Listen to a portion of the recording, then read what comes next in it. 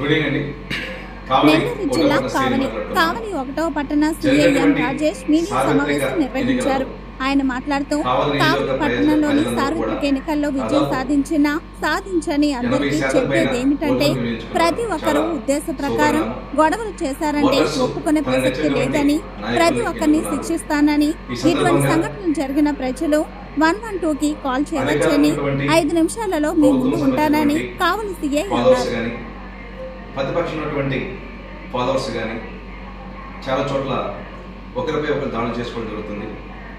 ఈ సందర్భంగా మా పోలీస్ శాఖ నుంచి ప్రత్యేకంగా ఓటర్ పట్ల నుంచి తెలియజేసేది ఏంటంటే, ఎవరైనా కూడా ప్రతిపక్షానికి సంబంధించి కానీ అధికార పక్షానికి సంబంధించినటువంటి విగ్రహాల జోలికి కానీ, ఇళ్ల మీదకి కానీ, అభ్యర్థి జోలికి కానీ, సంబంధిత ఫాలోవర్ జోలికి కానీ పోయి హెచ్చరికలు చేసిన, దాడులు చేసిన, ముందస్తు ప్రణాళికలు ఏ సమాచారం మాకున్నా కానీ కఠినమైన చర్యలు తీసుకుంటామని తెలియజేస్తున్నాం.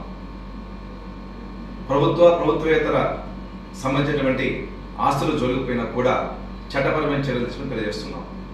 మరి ముఖ్యంగా మా ఓటపట్న ప్రాంతంలో 3 చోట్ల పికెట్స్ అరేంజ్ చేయడం జరిగింది. రాత్రిపూట ఎవరైనా కూడా 10 గంటల తర్వాత షాప్స్ ఎవరైనా ఓపెన్ చేస్తే వారి మీద చర్యలు తీసుకుంటామని, యువకులు పెద్దవారు ఎవరైనా కూడా బైక్స్ మీద హల్చల్ చేస్తే వారిని వెంటనే డిటైన్ చేస్తామని చెప్పేసి తెలియజేస్తున్నాం. ఇంట్లో ఉన్న తల్లిదండ్రులకు చెప్పేది ఏంటంటే, మీ యూత్ని కంట్రోల్లో పెట్టుకోండి, మీ పిల్లల్ని కంట్రోల్లో పెట్టుకోండి, అన్నెసరీగా అర్ధరాత్రులు కూడా బయట తిరగకుండా చూసుకోవాలని చెప్పి తెలియజేస్తున్నాం.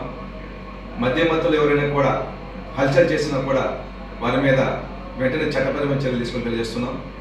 పబ్లిక్ని కోరేది ఏంటంటే, ఎక్కడ ఏ చిన్న ఇష్యూ జరిగే అవకాశం ఉన్నా, జరుగుతున్నా వెంటనే 112 కాల్ చేయండి.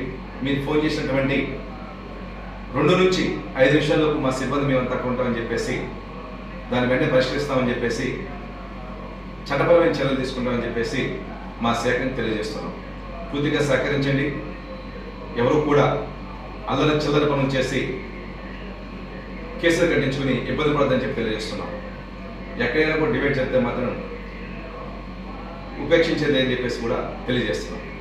Thank you.